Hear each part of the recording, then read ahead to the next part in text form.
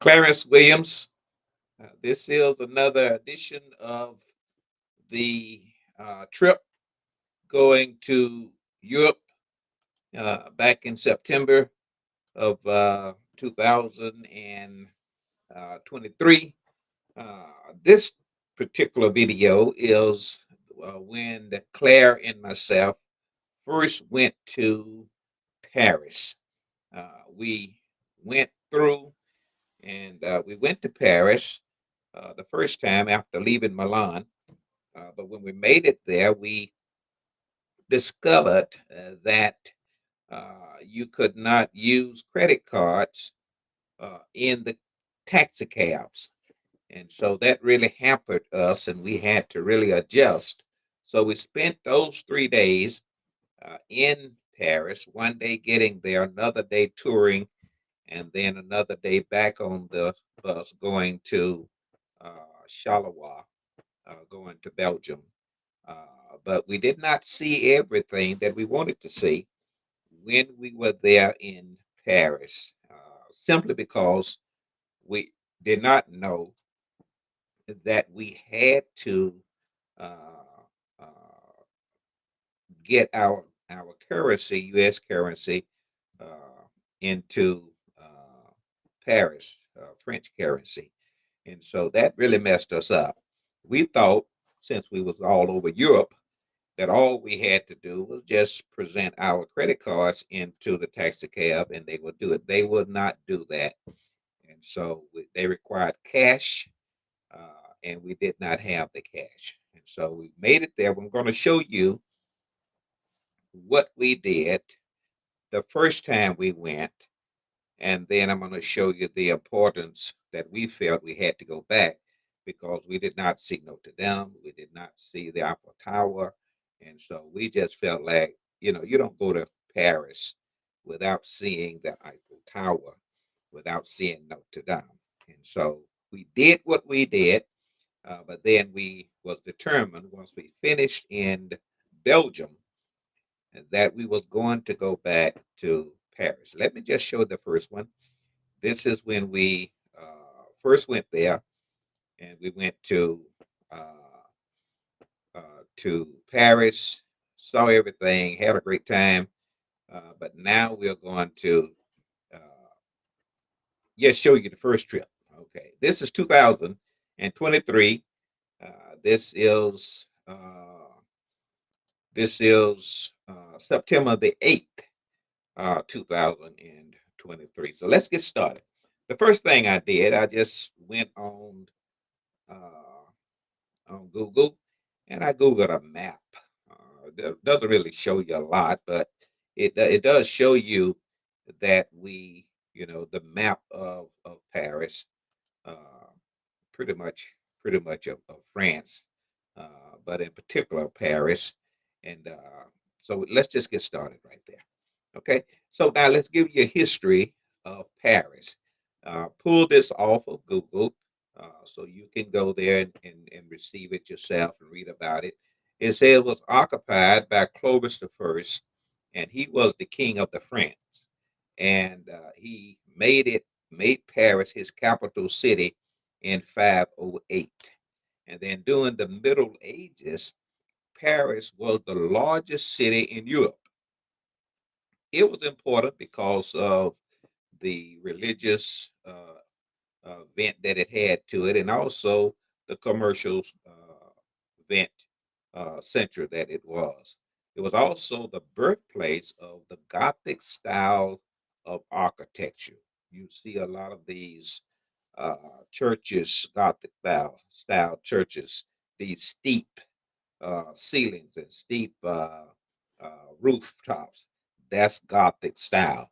And Paris was the birthplace of that type of architecture. Under Hugh's Capet and the Capetan dynasty, uh, the perimeters of Paris was firmly established. Paris became the political and the cultural hub as modern France took shape. And when you go there, you're going to see a lot of uh, different historical sites That's all reminiscent of it becoming the uh, the cultural and political hub of France. This is on the trip, on the road. We are in the bus, and on the bus, and we are going from Milan to Paris. And I saw this steeple here, this church. And anytime I basically see a church, I'm trying to take a picture of it anyway. So this is us on the bus, just going. And then once we got there, naturally to our bus station, not knowing anything. We went there, we got our hotel, which is right around from the bus station. And then, as our custom was in any country or city that we went to, we would get the hotel room. And then the next day, we would get up, we would find the center location of the city, and then we would get on hop on, hop off tour, and then get back on the bus the next morning and go to the next location. That's what we wanted to do. But when we got there, uh, we found out that we had a roadblock because when we made it trying to find the cab, there was no cab accepting the currency that we had. So we had to exchange the currency. Well, not knowing Paris, didn't know where to go to get the exchange. And so that really delayed us for that, big part of that day. But we finally found Lillian, which was one of Claire's friends that was there. And she agreed to meet us and to take us to some of the sceneries. Uh, and we went to the Palace of Versailles. We went there, but let me show you going up and getting to her.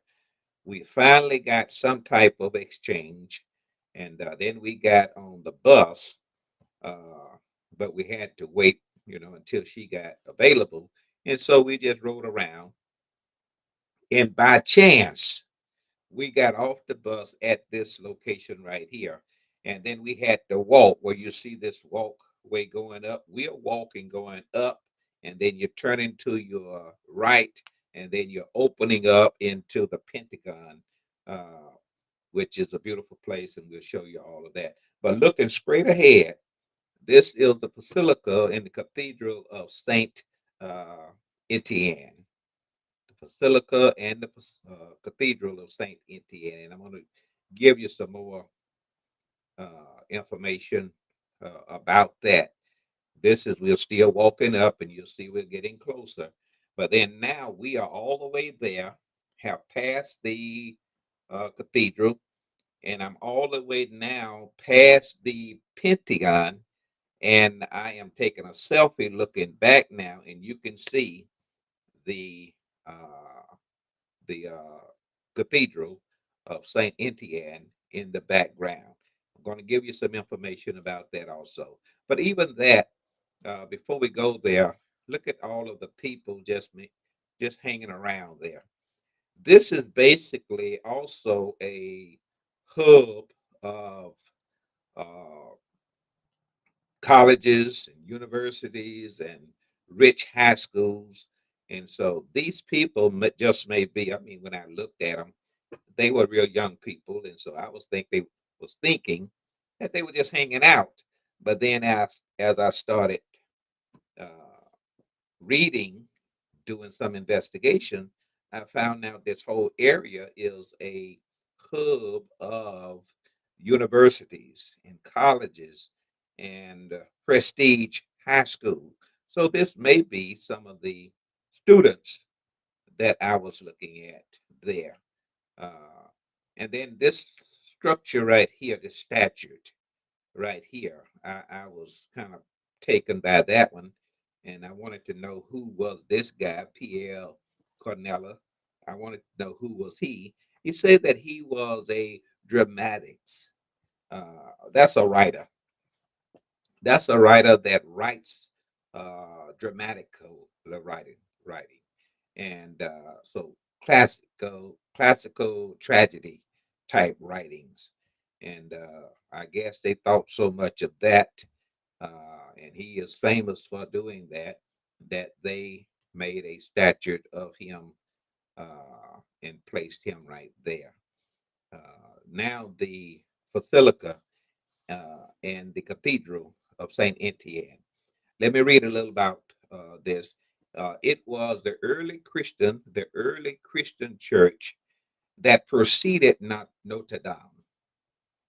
It was built in the fourth and the fifth century, directly in front of the location of the modern cathedral, and just about 250 meters from the royal palace. It became one of the wealthiest and most prestigious churches in France. Now, when I started reading this, I'm thinking it is talking about Notre Dame, or is it talking about this particular church here of Saint Etienne? I was a little confused with that because of the way that it was written, whether it is talking about Notre Dame or whether it's talking about uh, this particular church right here. But we do know that Notre Dame is now the wealthiest in Paris, churches in the cathedral in Paris, and it's the most known prestige church. But this particular cathedral right here is located in one of the richest districts. There's about 20 districts that's in Paris. This is one of the richest districts in Paris. This is a very wealthy place that I am standing in now. That's another picture. You see Claire there, and it's a beautiful church, old church, fourth and fifth century built. So this is a historic church building that we see there. Now, the Pantheon. Let me give you some history about the Pantheon. The Pantheon means every god, constructed during beginning in the 1758 with the intention of it being a church. It was being constructed, it was being built with the intention of it being a church. However, it was completed just before the French Revolution in 1789, and the revolutionary government converted it into a pentagon. And that's a kind of like a mausoleum. It's a place where they bury rich and famous people. And I read more that the inscription that is over it says, "To the great men and grateful homeland." So this is pretty much a burial place. And there's about 70 famous people that are buried in it. During the turbulent years of the 19th century, the regime changed, and ultimately, the role of this particular structure changed from religious to patriotic monument. And 1885, the year of Victor Hugo's death and burial into this Pantheon, it was now pretty much the resting place of all of these, can I say, dignitaries, famous men, and I may even say writers, women's, I don't know. You had great writers, you had scientists, generals, church men's, politicians who made the history of France. And now the crypt holds about 70 illustrious figures. And now I'm standing there and I'm waving, and, because the building is beautiful. But I did not know that I was standing in front of a mausoleum. Here's Sister Claire. We are standing there taking pictures of the place because it's beautiful. Now, this place here, this is kind of, this building also is kind of confusing a little bit to me as I was studying and I was reading. It says the fifth arrondissement of Paris. one of the 20 arrondissement. Now that word simply means districts, one of the 20 districts of the capital city of Paris. Uh, it is this place is also the oldest district, and it also has a lot of relics of ancient times that is located in this particular district. And one of them is being the Roman amphitheater. So there's a lot of history right there. This building here is across from the arrondissement, and that picture that you saw, the arrondissement, that's a museum.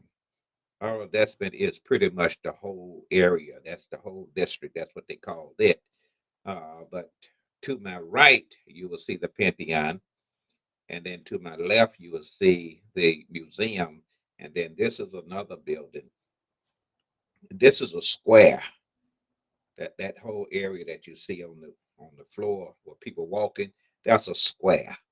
And if you can just look all the way around it and see different things there. And I have another picture of it.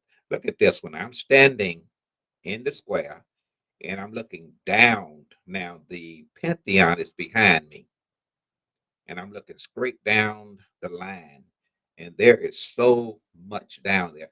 I don't know, but that little tall scrape thing, pinnacle thing that's in the far distance, that may be uh, I don't know. I don't know. I know it's something down there, but we did not have an opportunity to go down there and to see exactly what it was. But it's beautiful. Now this is again uh, this is the museum. This is the museum here. I'm looking at it now, and then this is the building that is behind or right across from the museum, and then the uh, Pantheon is again at this particular point is behind me. If you go there and you tour and make it to the Pantheon, you will have a better view of exactly what I'm talking about. But it's a beautiful sight. Another picture of it here. This is the picture of the up close of, I would think, the front of the Pantheon. Now, to your left, you're going to see cars there, and then they had uh, canopies set up, and they were actually giving out different things to the public as they, pass by. So they were doing some type of community service at that time when I made it there. Now, it also gives us the history of then the arrondissement. And it says that it is a district. It's the location of the Latin quarters. It's a district dominated with universities, colleges, prestige, high schools since the 12th century when the University of Paris was created.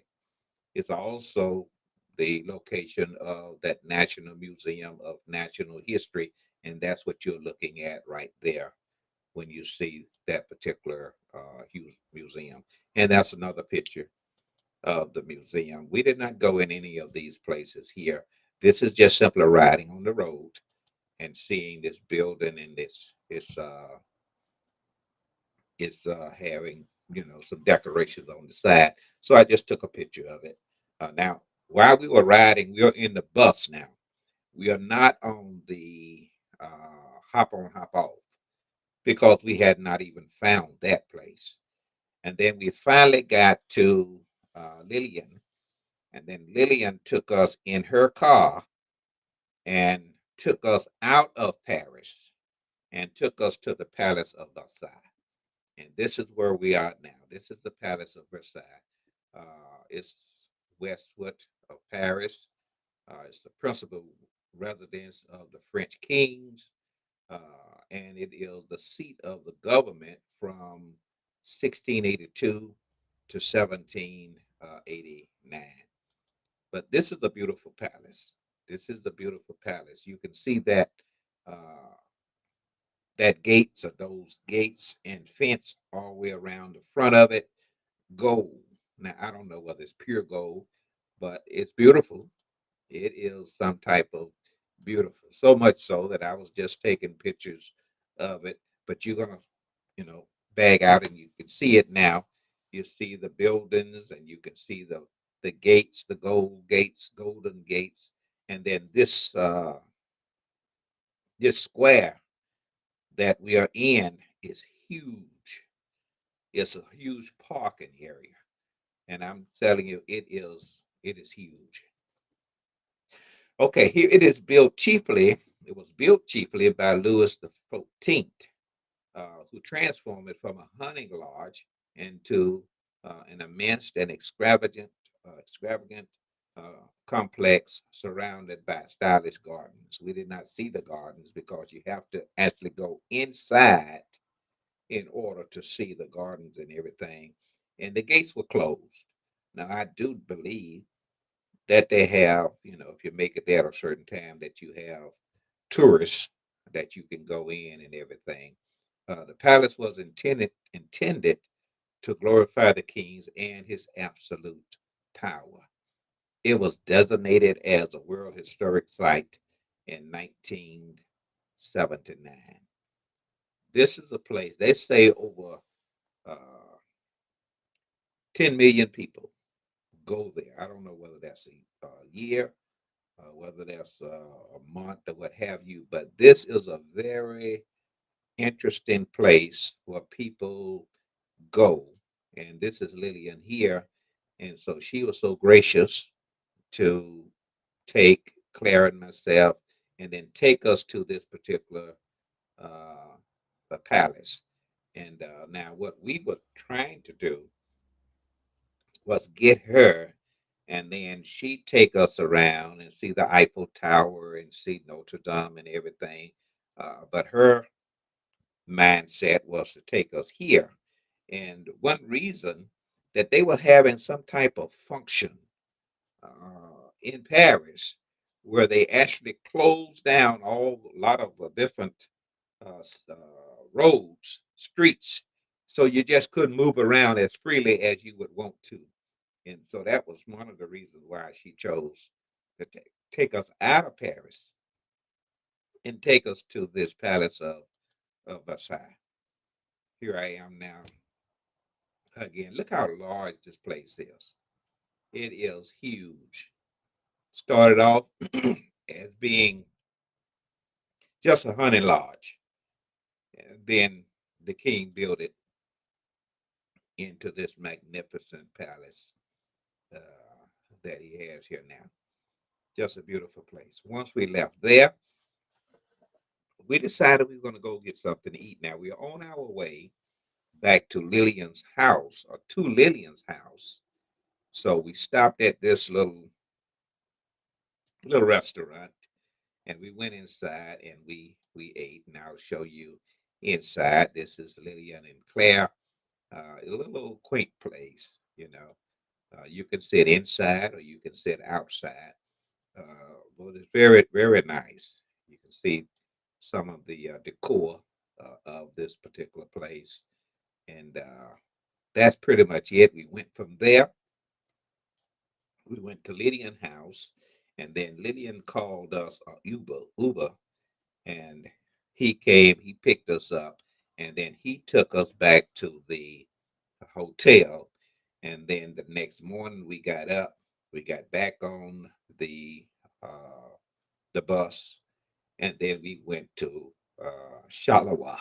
That's what we was trying to get all the time, trying to make it to Shalawa, because Shalawa is where Claire, some 30 years ago, she and her, associates were employed from the Philippines to Belgium so that they could pretty much assist in the hospitals as nurses and midwives and what have you.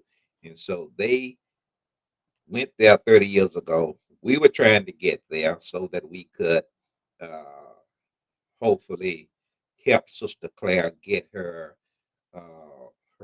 retirement because she worked there about 3 or 4 years. And so that's the whole purpose of going on the trip. But since we were going to go on that trip to Paris or go to Europe, you don't just go there and just turn around and come back with all of what is there to see. And so we planned 45 days and going as many places as we could go in that 45 days. And we went to 6 different countries and we went to 15 different cities in that particular 45 days. So now we've left Paris, we've gone to Charleroi, which is the city where in Belgium. And then once we went there, we was entertained and we went to about 5 or 6 different cities while we were in Belgium. And then once we left there, we determined we got to go back to Paris. And so we got back on the bus, went back to Paris. Then that's where we saw the Eiffel Tower. Hopefully, next time when we finish showing you Belgium, then I'll show you the Paris where we saw the Eiffel Tower, took all types of pictures, showed you Notre Dame, got on the hop on, hop off, and saw all of the other different places. Then we made it all the way back to London. Just had a great time. Had a great, magnificent time. There's so much still to show you. I've shown you so much already. There is still so much to show you, and I'm hoping that now that my work has got a whole lot of my work completed, working at the church and what have you, that now I can just get into this and go on and wrap this up and show you the whole trip uh, going over to you. Again, thank you so much. Hope that this has been enjoyable, that you have learned something, that you have been encouraged just by seeing it. It is so good to travel. You see so much just by going different places. And I'm hoping and trusting that this would encourage you to get busy. Get your ticket. Get your ticket. Get on board and go see something of the world. Thank you so much.